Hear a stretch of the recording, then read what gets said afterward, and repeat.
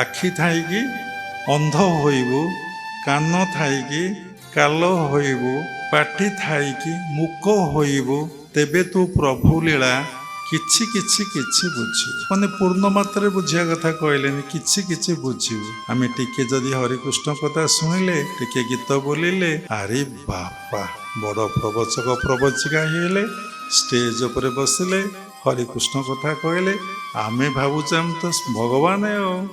ଆଉ କ'ଣ କିଏ ଭଗବାନ ଅଛନ୍ତି?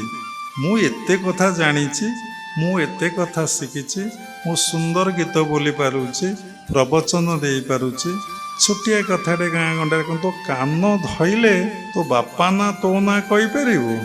ସତରେ ଯଦି କାନକୁ ଧରାଯାଏ ତାର ସାଇଣ୍ଟିଫିକ୍ ଅଛି, କାନ ଧରିଲେ ବହୁତ ଉପକାର ମିଳେ। ଦୁଇ କାନକୁ ଯଦି ଧରି ଦୁଇଟା ଚଟକଣା ଆପଣ ଗାଲେରେ ଦେବେ, ଆପଣ କିଛି ସମୟ ବାଲାନ୍ସ ମାଇଣ୍ଡ ହେଇଯିବ।